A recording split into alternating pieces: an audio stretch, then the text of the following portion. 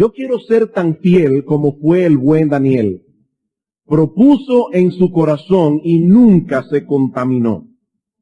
Esta estrofa sencilla, infantil, resume en pocas palabras la vida de este gran hombre de Dios, que propuso en su corazón ser fiel sin importar las consecuencias y mantuvo ese compromiso hasta el final de sus días. Nunca se contaminó. No que nunca haya pecado, porque dice la Biblia que no hay un hombre que haga siempre el bien y nunca peque. Pero sí permaneció firme en su determinación de obedecer a Dios y serle fiel a una costa de su propia vida. Daniel se distinguió de muchas maneras en su larga carrera como hombre de Estado, primero en el imperio babilónico, luego en el imperio medo-persa. Pero la característica que sobresale y lo distingue en su devoción es su devoción a toda prueba. El coraje de permanecer aferrado a sus convicciones en medio de la más grosera corrupción moral y religiosa. Es eso lo que hace de Daniel un modelo digno de ser imitado. Así que lo que expresa esta canción infantil no es un deseo infantil. Todo niño, joven, adulto, anciano, debe anhelar y procurar de todo corazón imitar la fidelidad de este hombre de Dios. Pero eso no es tan sencillo como cantar "Yo quiero ser tan fiel como lo fue el buen Daniel". Vivir como él vivió es algo mucho más complejo y demandante. Y en la mañana de hoy vamos a introducirnos en la vida de Daniel, considerando los primeros 8 versículos del capítulo 1. Daniel, capítulo 1, los primeros 8 versículos, un texto clave para comprender todo el resto de la historia y la devoción por la que este hombre se distinguió.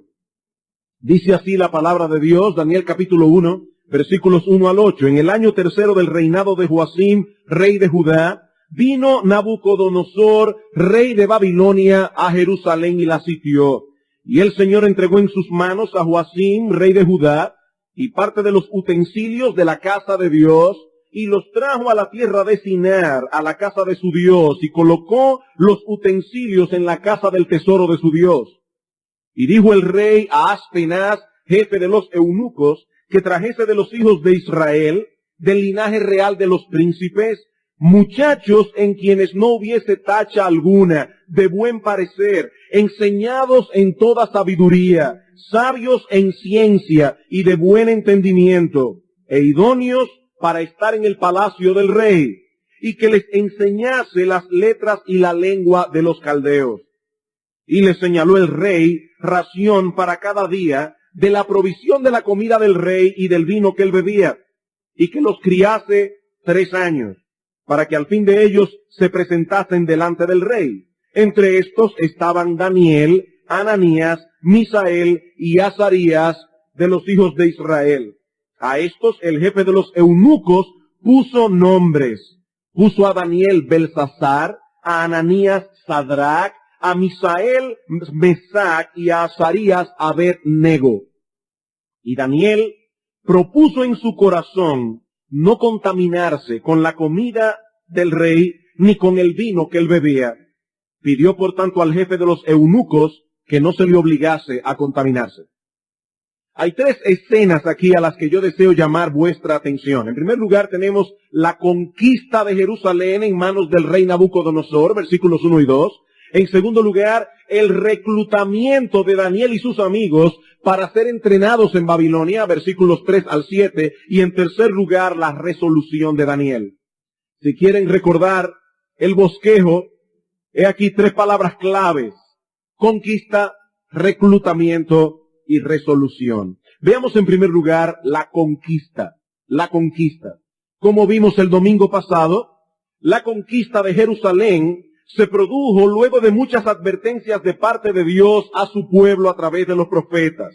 Israel, como pueblo del pacto, debía guardar los mandamientos de la ley de Dios y apartarse de la idolatría, pero fueron infieles. Y finalmente les sobrevino el castigo que por tanto tiempo les había sido anunciado. En el año 605 antes de Cristo, Nabucodonosor, rey de Babilonia, se enfrentó con una coalición del ejército egipcio y el de los asirios en una de las batallas más importantes de la antigüedad, la batalla de Carquemis. En esta batalla Nabucodonosor sale victorioso y Babilonia se convierte en la primera potencia mundial del Oriente Medio. Es un poco tiempo después, en ese mismo año, que se producen los eventos que Daniel nos narra en su libro. Ahora es interesante notar las dos perspectivas que Daniel nos brinda de este evento. Noten el versículo 1. En el año tercero del reinado de Joacim, rey de Judá, vino Nabucodonosor, rey de Babilonia, a Jerusalén y la sitió. Esta fue una campaña militar preparada y ejecutada por el rey de Babilonia. Él se dirigió hacia Palestina porque así lo quiso, porque era su deseo conquistarla y anexarla a su imperio. Pero en el versículo 2, Daniel nos da otra perspectiva, la otra cara de la moneda. Y el Señor entregó en sus manos a Joacim, rey de Judá. Al hacer lo que hizo, Nabucodonosor estaba cumpliendo el plan soberano de Dios. Eso fue lo que el Señor decretó que ocurriese, que Israel fuera severamente castigado por su pecado. El rey de Babilonia fue la vara que Dios usó para castigar a su pueblo infiel. ¿Era Nabucodonosor un títere en las manos de Dios? De ninguna manera. De ninguna manera. Él actuó como agente responsable y algún día tendrá que dar cuenta de sus acciones delante de Dios, incluyendo la manera como él trató a Israel en aquellos días. Pero Dios es el Señor soberano de la historia. Y aun cuando sus criaturas actúan como agentes responsables y llevan a cabo sus propios deseos y su propia voluntad en una manera misteriosa y que escapa a nuestra razón, estas criaturas llevan a cumplimiento el plan soberano de Dios. Queridos hermanos y amigos, a menos que contemplemos todos los eventos de la historia y todas las cosas que ocurren a nuestro alrededor, a la luz de esta doble perspectiva de la soberanía de Dios por un lado y la responsabilidad humana por el otro, no tendremos una comprensión adecuada de la vida. Dios tiene un plan y lo está llevando a cabo, pero nosotros no somos sus títeres. Somos seres responsables y es como tales que actuamos y tomamos decisiones. Dios es soberano, el hombre es responsable. Si Daniel no hubiese tenido presente esas dos caras de la moneda, es probable que no hubiese actuado como actuó. Él sabía que había ido a parar a Babilonia por la voluntad soberana de Dios. Pero también sabía que eso no anulaba su responsabilidad como ser humano y como creyente. Él no pensó dentro de sí, bueno, si peco no es mi culpa, Dios es soberano, Él fue que me trajo aquí, Dios fue que me puso en esta situación. No, hermanos, ese no fue el pensamiento de Daniel. Él sabía que Dios estaba llevando a cabo su plan con ellos como nación, pero Daniel no era fatalista. ¿Qué piensa el fatalista? Bueno, lo que será, será. Y yo no tengo nada que hacer. No. Él propuso en su corazón no contaminarse. Esa fue su decisión. Amados hermanos, nuestras acciones y decisiones tienen repercusiones. Nuestras acciones y decisiones tienen repercusiones. Si me arrojo al vacío desde un edificio de 10 plantas, es muy probable que me muera. Bueno, esta era la voluntad de Dios. No, esta fue mi necedad. Esta fue mi necedad. Nuestras decisiones tienen repercusiones. Y este hombre asumió las suyas con responsabilidad cuando se vio de repente en Babilonia por la voluntad soberana de Dios. Un detalle que no debemos pasar por alto es el que Daniel menciona en el versículo 2 sobre los utensilios del templo. Dice, Y el Señor entregó en sus manos a Joacim, rey de Judá, y parte de los utensilios de la casa de Dios, y los trajo a tierra de Sinar, a la casa de su Dios, y los colocó en la casa del tesoro de su Dios. Muchos judíos en la época de Daniel pensaban que Dios no permitiría la conquista de Israel, porque allí estaba el templo de Jehová, el lugar donde Dios manifestaba su gloriosa presencia en el Antiguo Testamento. Si luego buscan el libro del profeta Jeremías, en el capítulo 7, verán allí que muchos israelitas veían el templo de Dios como una especie de amuleto, un resguardo. Mientras el templo de Dios esté aquí, estamos seguros, Dios no permitirá que su casa sea profanada. Y pensando así, continuaron en su pecado, hasta que Dios los castigó, el templo fue saqueado y finalmente destruido. Precisamente por ser el pueblo de Dios, y porque en medio de ellos estaba el templo de Jehová, donde Dios manifestaba en el Antiguo Testamento su gloriosa presencia, Israel debía poner todo empeño en ser fiel al pacto. A mayor privilegio, mayor responsabilidad. Dice el Señor Jesucristo en Lucas capítulo 12, versículo 48, que a todo aquel a quien se haya dado mucho, mucho se le demandará. Y al que mucho se le haya confiado, más se le pedirá. Israel tuvo grandes privilegios en el antiguo pacto, pero no fueron fieles a Dios. No fueron consecuentes con lo mucho que se les había dado y fueron severamente castigados. Los utensilios del templo fueron a parar muy probablemente al templo de Marduk o al templo de Bel en Babilonia. Dios mismo los entregó en manos de Nabucodonosor. Queridos hermanos, esto debe ser una gran advertencia para todos nosotros. Nosotros somos el pueblo de Dios del nuevo pacto. Y como tales disfrutamos de privilegios aún mayores que los que Israel disfrutó. Pero no olvidemos que nuestro Dios sigue siendo un Dios santo. Las iglesias locales pueden ser abandonadas por Él cuando sus miembros toman en poco su palabra.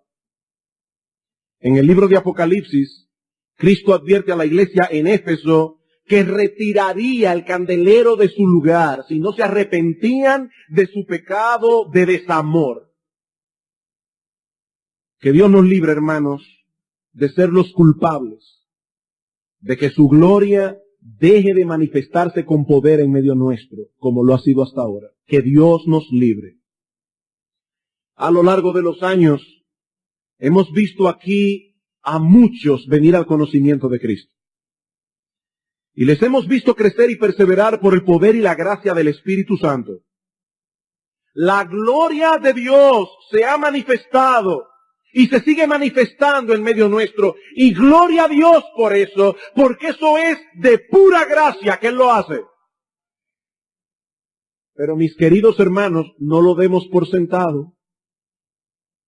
No demos por sentado que eso siempre será así. Si Dios retira su candelero de esta iglesia, este edificio se convertirá en un museo, en un club religioso y nada más. Es tu responsabilidad, es mi responsabilidad, no ser la causa de que una cosa tan terrible ocurra en este lugar. Es tu responsabilidad, es mi responsabilidad. Mis hermanos, no cometamos el error que Israel cometió y tomemos en serio sus advertencias, porque Él es fiel cuando promete, pero también es fiel cuando amenaza. Si le negáremos, Él también nos negará. Daniel interpretó correctamente la historia. El Señor entregó en sus manos estas cosas. ¿Saben por qué lo interpretó así? Porque él creía en las palabras de los profetas y que nuestro Dios es el Señor soberano de la historia. Seguramente muchos judíos se estaban preguntando, ¿dónde está Dios en medio de esta calamidad? Para Daniel era muy obvio que Dios estaba llevando a cabo el plan que por tanto tiempo anunció. Dios estaba llevando a cabo el castigo que les había advertido que vendría sobre ellos si no se arrepentían a tiempo de sus pecados. He aquí entonces la primera escena que Daniel nos presenta en el texto, la conquista de Jerusalén en manos de Nabucodonosor. Veamos ahora en segundo lugar el reclutamiento. El reclutamiento de Daniel y sus amigos para ser entrenados en Babilonia. Como hemos visto ya, eso lo vimos el domingo pasado, el ascenso de Babilonia al poder mundial había sido muy rápido. En poco tiempo, el número de conquistados iba a ser muy superior al de los conquistadores. Muy superior. Controlar un imperio tan grande iba a ser una empresa muy difícil. Así que Nabucodonosor diseñó un plan, una estrategia genial. Seleccionar a un grupo de jóvenes de las naciones vencidas y babilonizarlos. Ese era el plan. Seleccionar a un grupo de jóvenes y babilonizarlos. Cambiarles su forma de pensar, sus gustos, sus inclinaciones, sus ideas y convertirlos en babilonios. Noten el versículo 3. Y dijo el rey Aspenaz, jefe de sus eunucos, que trajese de los hijos de Israel, del linaje real de los príncipes, muchachos en quienes no hubiese tacha alguna, de buen parecer, enseñados en toda sabiduría, sabios en ciencia, de buen entendimiento, idóneos para estar en el palacio del rey, y que les enseñase la letra y la lengua de los caldeos. Nabucodonosor tenía un criterio de selección. Él tenía una idea muy clara en su mente de lo que él quería obtener. Por eso estableció un criterio de selección bien definido. ¿Qué quería Nabucodonosor? Bueno, por un lado, debían ser del linaje real. Estos jóvenes debían ser del linaje real. Debían pertenecer a una clase social elevada. Debían ser de la nobleza de Israel. Por otra parte, dice en el versículo 4 que debían ser muchachos. Noten, muchachos. Y aunque esa palabra no establece con toda certeza una edad específica, es muy probable que Daniel fuera un joven de 14 o 15 años cuando llegó a Babilonia. Una edad peligrosa. Una edad cuando las personas están todavía en formación. Cuando son más fácilmente moldeados e influenciados. Nabucodonosor sabía que ese era el momento preciso para comenzar el proceso de babilonización. También debían poseer ciertas cualidades físicas. Dice en el versículo 4, muchachos en quienes no hubiese tacha alguna, de buen parecer, sin imperfecciones, bien parecidos, buenos mozos, en buen dominicano. En aquellos días, lo mismo que ahora, tristemente la belleza se consideraba una virtud. Una virtud.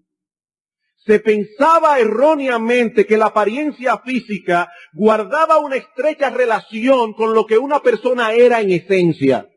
Mente sana, cuerpo sano.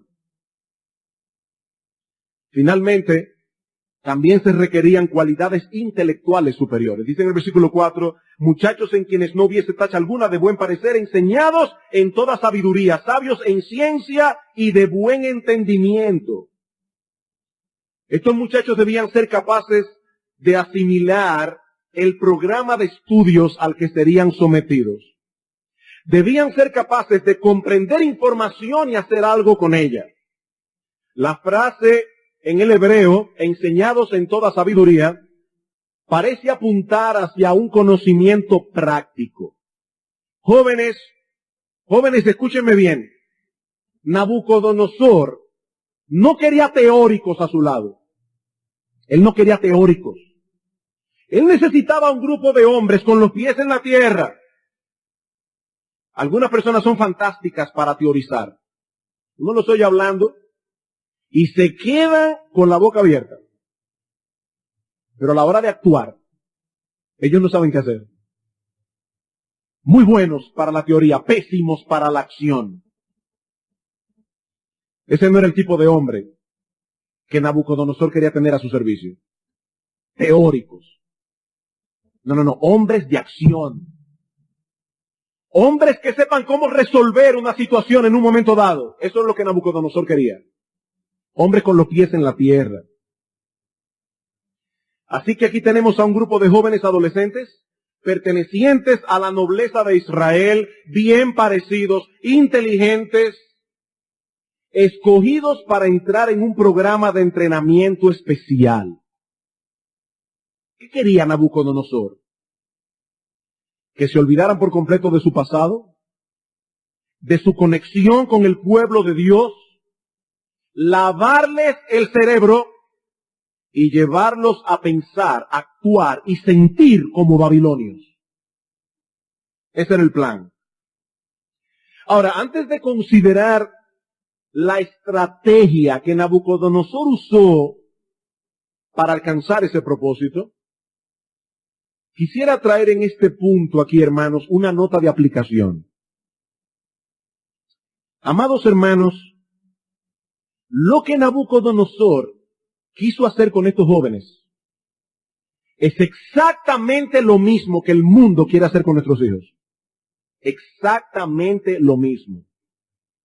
El mundo quiere que ellos piensen, actúen y sientan no conforme a los patrones y estándares de Dios revelados en la Biblia, no, sino conforme a los patrones y estándares del mundo. Y si no los cuidamos de las influencias que el mundo usa para lograr sus propósitos, queridos hermanos, vamos a perder a nuestros hijos.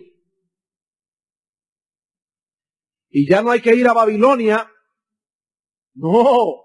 Vivimos en una época donde los medios masivos de comunicación se han encargado de meter a Babilonia en nuestras casas. Ya no hay que ir a ningún sitio. Y muchos padres parecen estar en Babilonia. Muchos padres parecen no estarse dando cuenta de lo que el diablo está haciendo con sus hijos. Les permiten que se expongan indiscriminadamente a todo tipo de películas, a todo tipo de música, a todo tipo de programas de televisión, como si esas cosas no fuesen a hacer ningún efecto en ellos. Hermanos, el enemigo de nuestras almas no actúa a tontas y a locas. Pablo dice en Efesios capítulo 6 que él tiene estratagemas. Él no actúa a tontas y a locas. Si permites que tus hijos se expongan a todo eso sin el cuidado debido, absorberán la filosofía del mundo. Y no te extrañes después cuando veas que tienen el corazón endurecido y que no quieren saber nada del Evangelio, porque es para eso que tú los estás educando. Para que sean ciudadanos de Babilonia, no del reino de Dios. Yo sé que una buena educación no garantiza que nuestros hijos se van a convertir. Padres piadosos tienen hijos impíos. Eso es una realidad. Pero es una responsabilidad nuestra como padres criarlos para Dios y exponerlos a los medios que Dios ha prometido usar para salvar sus almas mientras los guardamos, sobre todo en la adolescencia, de todas aquellas influencias que el diablo usa para endurecerlos y alimentar sus pasiones. Esa es nuestra responsabilidad. Bueno, pastores, que mis hijos no son cristianos. Y por eso vas a dejar que envenenen sus mentes y corazones. Que vayan al cine cuantas veces quieran, a ver lo que quieran, que escuchen la música que quieran, que vean toda la televisión que quieran. Mi hermano, están babilonizando a tus hijos y tú lo estás permitiendo. Los estás sacrificando a Moloch. Y le vas a dar cuenta a Dios algún día por eso. Los estás entregando a Moloch. Ahora, yo no estoy diciendo con esto que debemos tomar el televisor, el equipo de música y echarlo a la basura.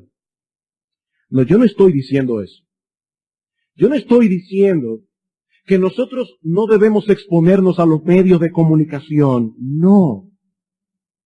Pero si no estamos conscientes de la filosofía, del peligro que hay detrás de todo eso, y no guardamos nuestras propias almas y las almas de nuestros hijos, sean creyentes o no, no nos sorprendamos después cuando veamos el efecto de ese proceso de babilonización en sus vidas, en nuestras vidas.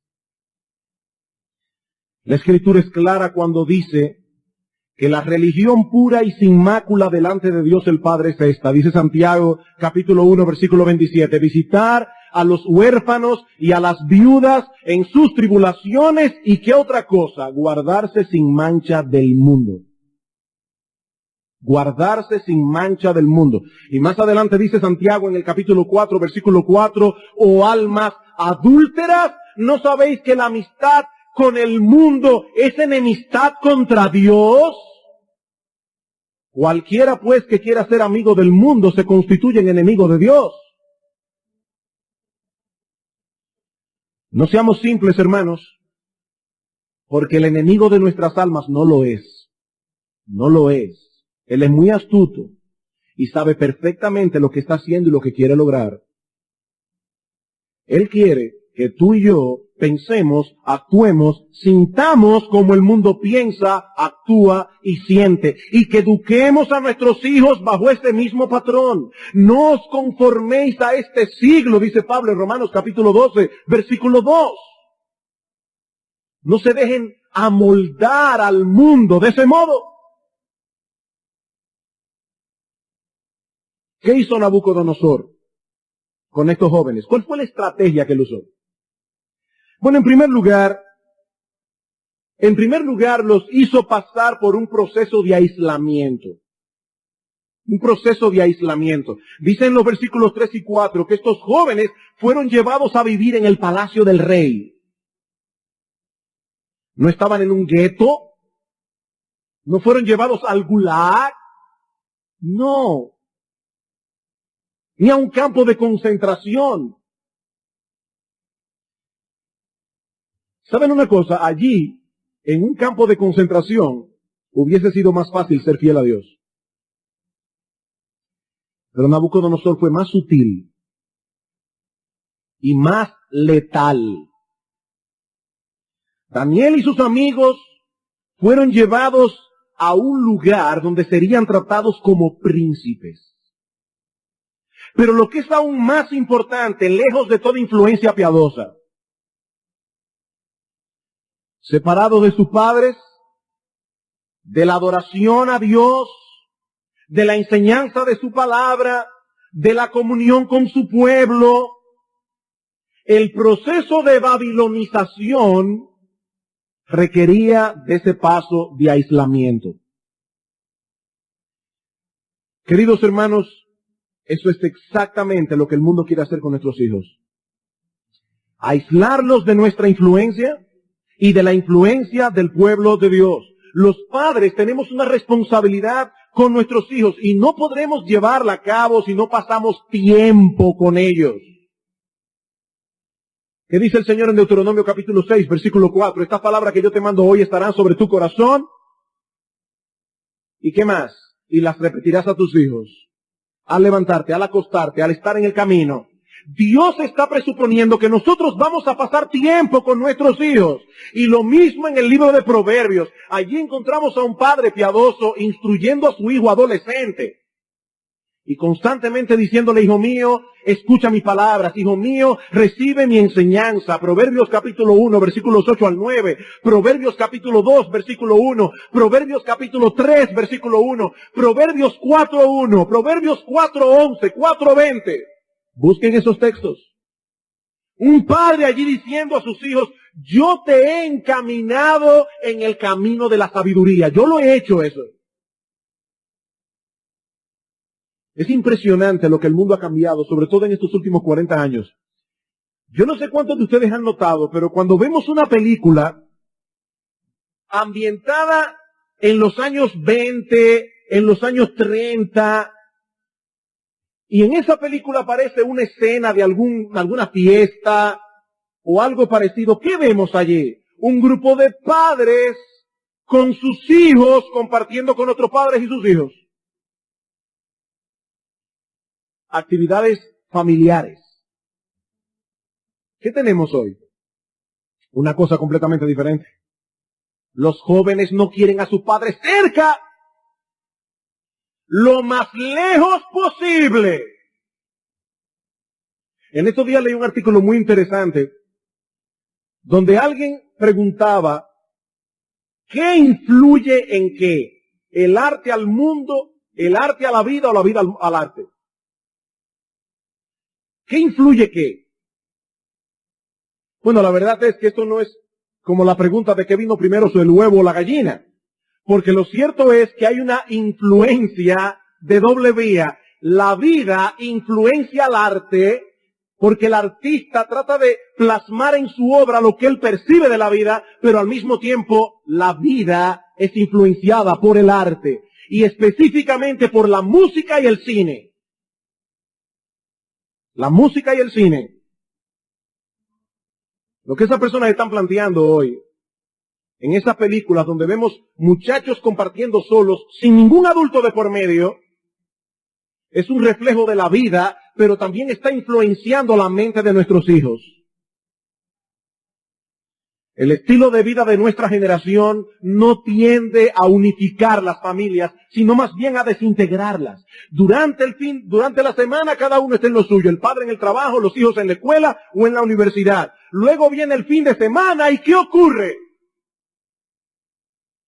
Los muchachos quieren hacer su vida y tristemente los padres también quieren hacer la suya. Y están locos porque alguien los releve de su responsabilidad. Locos por entregarle sus hijos a alguien para tener vida social. Hermanos, es triste ver cómo los padres cristianos están teniendo cada vez menos influencia sobre sus hijos. ¿Saben cuál es el problema? Que si nosotros no influimos en ellos, ustedes pueden estar seguros que otros lo harán. Y muy probablemente no será para bien. Dice Proverbios capítulo 13, versículo 20, que el que anda con sabios, sabio será. El que se junta con necios será quebrantado. Eso no es una posibilidad, eso es una realidad. Y en 1 Corintios capítulo 15, versículo 33, dice el apóstol Pablo, no erréis, las malas conversaciones corrompen las buenas costumbres. ¿Qué fue lo primero que hizo Nabucodonosor? Aislarlos. Él sabía muy bien lo que estaba haciendo. Pero no solo fueron sometidos a un proceso de aislamiento, sino también de adoctrinamiento. Adoctrinamiento. Dice en el capítulo 1, versículo 4, muchachos en quienes no hubiese tacha alguna de buen parecer, enseñados en toda sabiduría, sabios en ciencia y de buen entendimiento, idóneos para estar en el palacio del rey, y que les enseñase las letras y la lengua de los caldeos. 3 años en la Universidad de Babilonia con una beca full.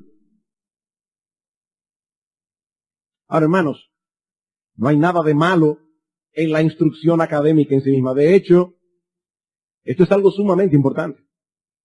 Sumamente importante. Si hay alguien que debe ser instruido, es un cristiano. Bien instruido. Pero lo que había detrás de todo eso era mucho más que mera instrucción. Nabucodonosor sabía que las ideas tienen consecuencias. Y si él quería llevar a estos jóvenes a actuar como babilonios, debía asegurarse primero de que ellos pensaran como babilonios. Que ellos vieran la vida como ellos la veían. Que ellos interpretaran los hechos como ellos la interpretaban. Estos jóvenes debían tener una perspectiva de la vida, una cosmovisión muy distinta a la que derivamos de la palabra de Dios. En la Universidad de Babilonia, Daniel y sus amigos no estarían en ninguna clase donde las materias se impartieran teniendo relación alguna con el Dios de Israel. Ninguna clase. Nuestro Dios creó todas las cosas y por lo tanto es imposible que lo perdamos de vista cuando impartimos correctamente instrucción académica. No importa que se trate de historia, geografía, biografía, matemáticas, nada. Todo tiene que ver con Dios. Dice el apóstol Pablo en Romanos capítulo 11, versículo 36, porque de Él y por Él y para Él son todas las cosas. Queridos hermanos, las ideas tienen consecuencias.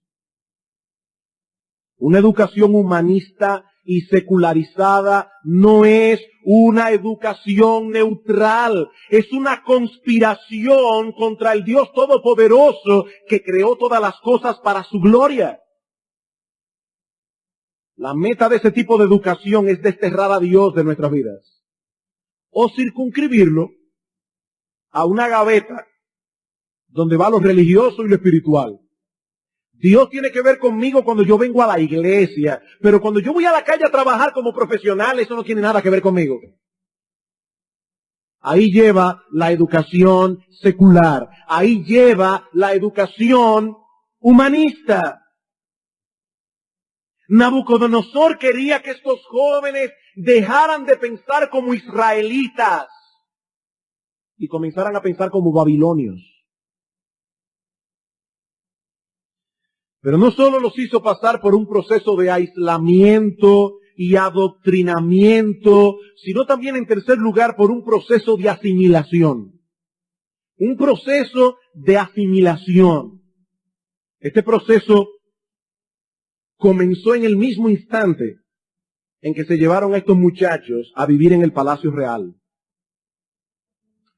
Imaginen a estos adolescentes jóvenes, bien parecidos, inteligentes, en medio de aquel lujo, de aquellas comodidades, rodeados de gente famosa e importante. Imagínense eso. ¿Qué efecto tendría esto en el corazón de estos jóvenes? Eso era parte del entrenamiento. Probablemente Nabucodonosor quería que se acostumbraran a la buena vida. A la buena vida. Y que lo vieran a él como el benefactor que les facilitaba todas esas cosas. Y hasta la comida, hermanos, fue cuidadosamente seleccionada para lograr ese propósito. Versículo 5. Y le señaló el rey ración para cada día de la provisión de la comida del rey. Mientras los otros cautivos estaban comiendo basofia, Daniel y sus amigos estaban comiendo muy bien de la ración de la comida del rey y del vino que él bebía.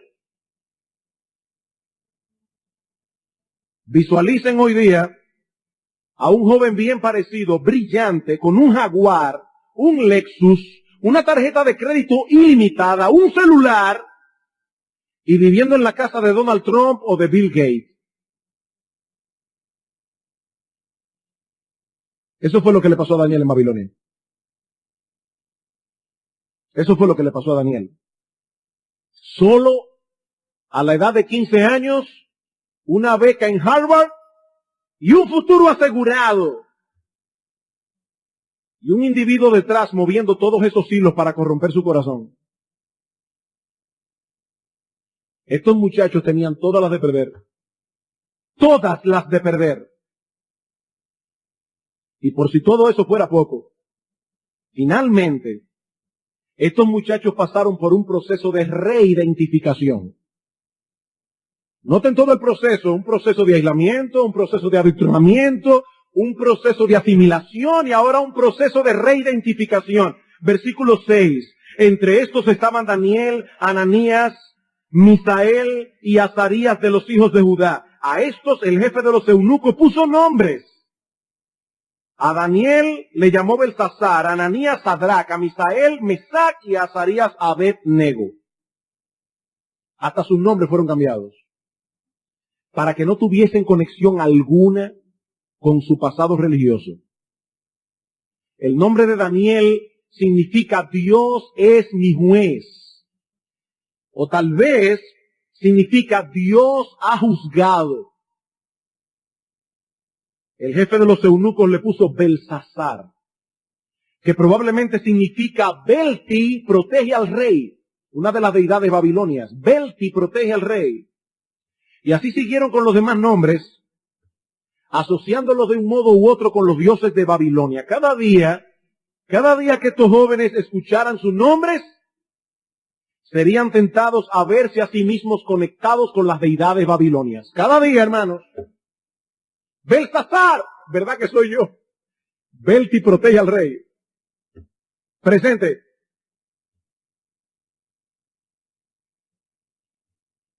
Esta fue la prueba a la que se vieron sometidos e enfrentados estos jóvenes al llegar a Babilonia. ¿Saben, hermanos, cuál fue el secreto de la fidelidad de estos jóvenes? Que a pesar de todo lo que hicieron con ellos, siguieron pensando como israelitas. Ese fue el secreto. Siguieron pensando como israelitas. Los llevaron a vivir al palacio real, los entrenaron, les cambiaron sus nombres, pero no podían cambiarle su forma de pensar. Siguieron pensando como judíos. Dice en Proverbios capítulo 23, versículo 7, que tal cual es el pensamiento en el corazón del hombre, tal es él.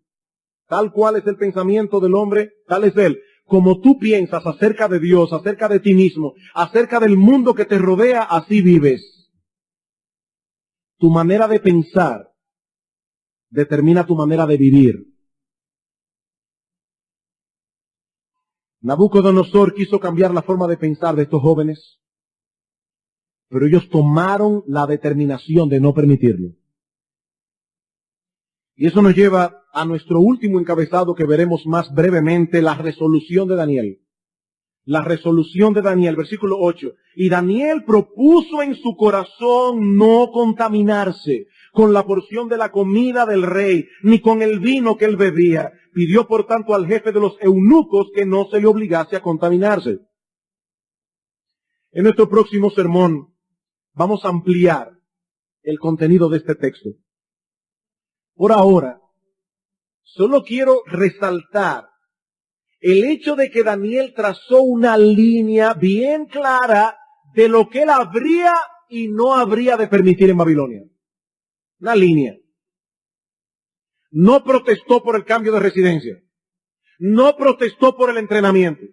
No protestó por el cambio de nombre. Llámenme como ustedes quieran. Juanito, Trucupé, lo que ustedes quieran, no hay problema. Ahora, cuando llegaron al asunto de la comida, con todo respeto, pidió al jefe de los eunucos, no me obliguen a contaminarme. Hermanos, un joven de 14 o 15 años, con la madurez y la sensatez suficiente para saber cuándo se podía transigir y cuándo no. Cambio de residencia, no hay problema. Cambio de nombre, no hay problema. Comida, sí, ahí sí hay problema. Ahí sí hay problema. Daniel sabía cuándo transigir, cuándo no. Daniel pudo hacer una diferencia entre aquello que se podía negociar y lo que no era negociable. Y hermano, eso no es fácil. Eso no es fácil tener ese discernimiento. Y este muchacho lo tenía con 15 años de edad. Y cuando llegó a la parte no negociable, estuvo dispuesto a comer legumbres por el resto de su vida, con tal de no tocar la comida del rey. Hermanos, legumbres por el resto de su vida. A ese punto llegó Daniel. Pastor, ¿y cuál es el problema con la comida? Muy probablemente el hecho de que había sido previamente ofrecida a los ídolos. Ese era todo el problema. Nada era servido en la mesa del rey sin haber sido dedicado primero a algunas de las deidades babilónicas. Participar de esa comida era un acto de adoración a sus dioses. Y ese fue el punto que Daniel y sus amigos no estaban dispuestos a negociar. Vamos por un momento a Éxodo capítulo 34. Libro de Éxodo capítulo 34.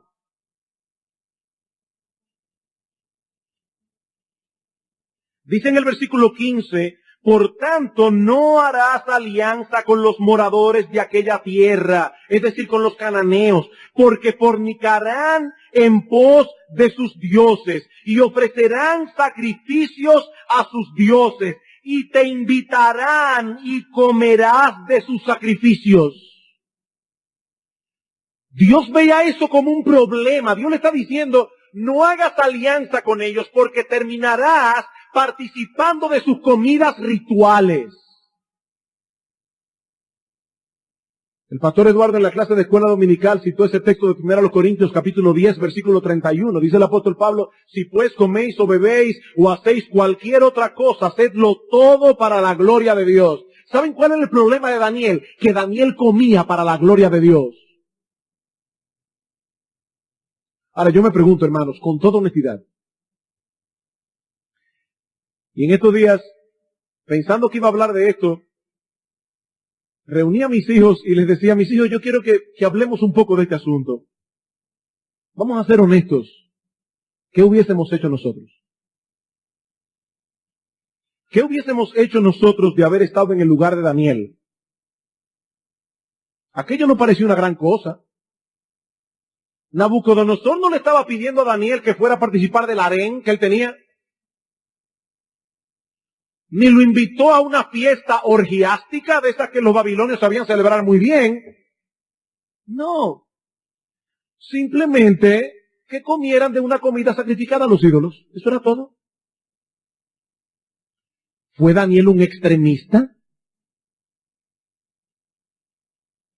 ¿Cómo lo hubiéramos juzgado nosotros hoy? Si Daniel hubiese escrito una carta a nosotros desde Babilonia, oye, me tengo un problema aquí, ¿qué les habríamos aconsejado?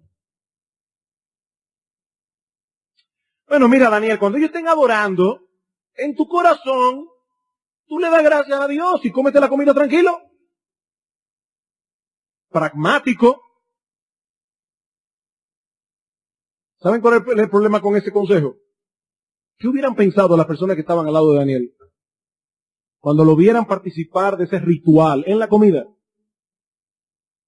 ¿Qué testimonio habrían dado estos jóvenes de su fidelidad a Dios?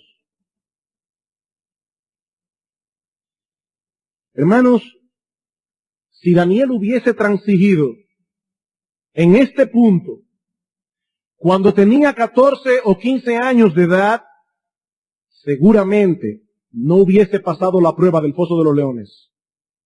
Ni ninguna de las otras pruebas por las que pasó más tarde, ninguna. Como alguien ha dicho, si tú comes con Belial, entonces los leones te comerán a ti. No se puede transigir. Si no podemos ser fieles a Dios en estas cosas pequeñas.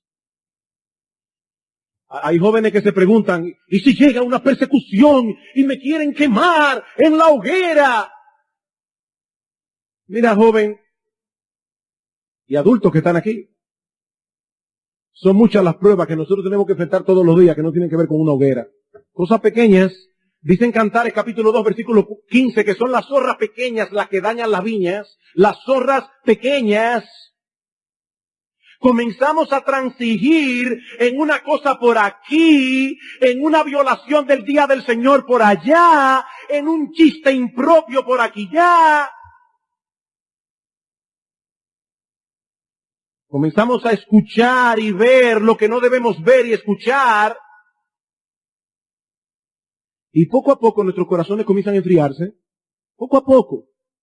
Y poco a poco vemos cómo las cosas de Dios ya no nos satisfacen como antes. Y cómo el mundo se está volviendo delante de nuestros ojos algo demasiado deleitoso. Daniel sabía que lo que estaba en juego allí no era una cosa sin importancia. No. El punto que se estaba debatiendo en ese momento es: ¿a quién vamos a agradar? ¿A Dios o a nosotros mismos y a los demás? ¿Para quién vivimos? ¿Para quién vivimos? ¿Para Dios o para nosotros mismos? Amados hermanos, ¿en cuántas cosas de nuestras vidas hemos transigido que no debíamos haber transigido? Y lo que es más triste, lo que es mucho más triste es: ¿a cuántos que no quieren transigir, en vez de estimularlos a seguir siendo fieles a Dios, los criticamos?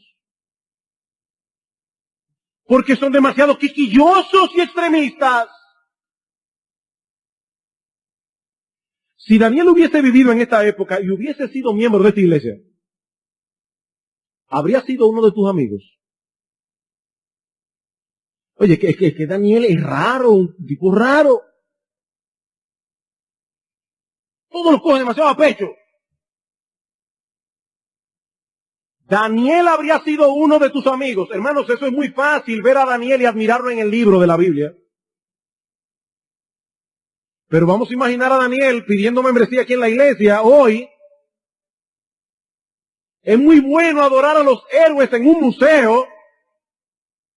No, pero vamos a imaginarnos a Daniel aquí, siendo miembro de Iglesia Bíblica del Señor Jesucristo. Vamos a tomar en cuenta la edad de Daniel. Y yo te pregunto, ¿hubiese sido amigo de tu hijo adolescente? Yo sé que es necesario que Dios obre en la vida de nuestros hijos para que tengan una verdadera transformación y para que lleguen a ser piadosos. Pero hermanos, aquí cabe preguntarnos si nosotros estamos responsablemente criándolos para que lleguen a ser como Daniel y sus amigos, o los estamos criando para que sean como el montón de israelitas que en los días de Daniel no tuvieron problema alguno en comerse la comida del rey. Esa es la pregunta. Yo no puedo convertir a mis hijos. Yo no puedo hacer que sean piadosos. Yo no puedo. Pero yo sí debo criarlos para eso. La pregunta es: ¿estamos nosotros criando a nuestros hijos con Daniel en mente? ¿Sí o no?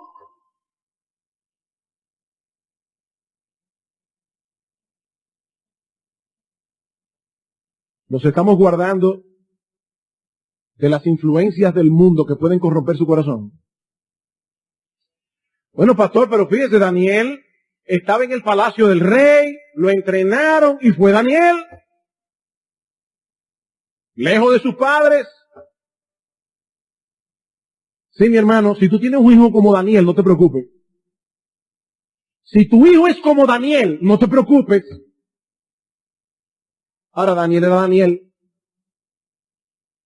Daniel era Daniel. Y por eso, por la gracia de Dios, pudo subsistir en ese medio tan corrompido.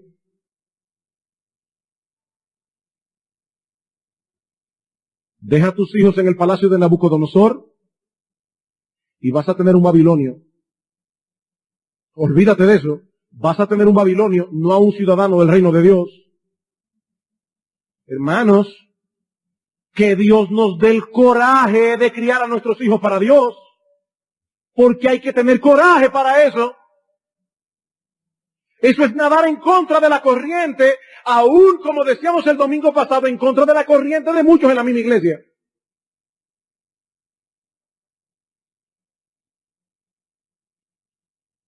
Que Dios nos dé coraje y determinación para criar a nuestros hijos de ese modo, aunque nadie más los esté criando así.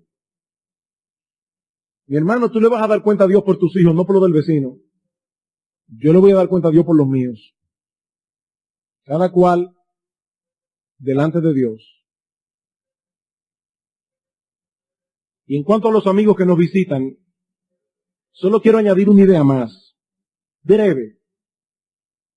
Mi amigo, ¿sabes por qué Daniel mantuvo su firmeza ante el rey de Babilonia? Bueno, por muchas razones,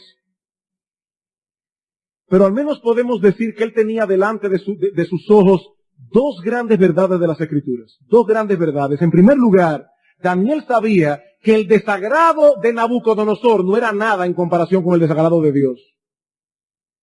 Nada. Nabucodonosor era una pulga delante de Dios.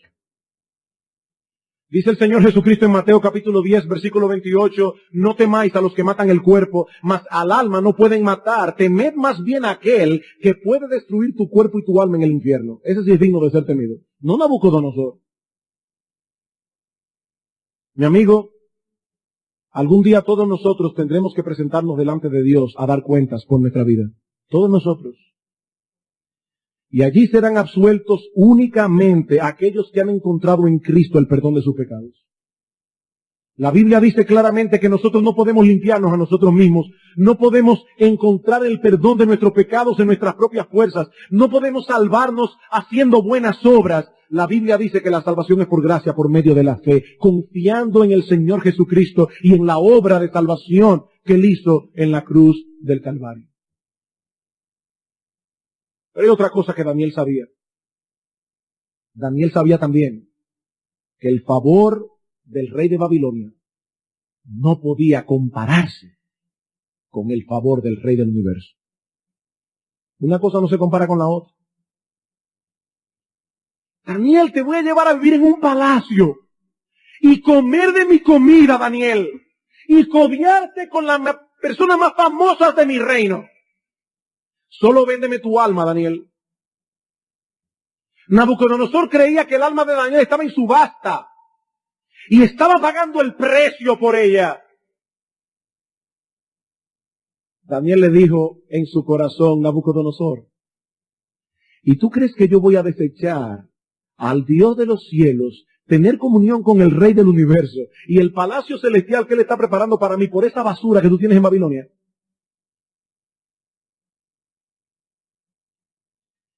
Daniel no fue como los indios de esta tierra que cambiaron espejitos por oro. Daniel sabía que los tesoros del rey no eran comparables con los tesoros de Dios. Mi amigo, ese rey todopoderoso del universo, puede venir a ser hoy tu Padre por medio de Cristo. Si arrepentido de tus pecados y confiando únicamente en la obra de Cristo en la cruz, vienes a Él pidiendo misericordia. Ese rey que era el rey de Daniel, vendrá a ser tu Padre hoy por medio de la fe. Vamos a orar. Padre nuestro que estás en los cielos, muchas gracias, oh Dios, por tu palabra. Oh Padre, ver el ejemplo de Daniel y admirarlo es una cosa. Imitar el ejemplo de este hombre es una muy distinta. Señor, reconocemos nuestra debilidad, reconocemos nuestra falta de sabiduría, reconocemos nuestra simpleza para las decisiones que tomamos en nuestras propias vidas y en la vida de nuestros hijos. Perdónanos, oh Señor, y ayúdanos, oh Padre bueno, ayúdanos a vivir para ti y a criar a nuestros hijos para ti. Señor, levanta una generación de Danieles en este lugar. Señor, esa misma gracia que estuvo disponible para Daniel, derrámala en abundancia en esta tu iglesia hoy. Y mira, oh Señor, aquellos que están en medio nuestro que no te conocen, ten de ellos misericordia y tráelos con cuerdas de amor a los pies de Jesucristo. Te alabamos, oh Dios, y te damos gracias en Cristo nuestro Salvador. Amén.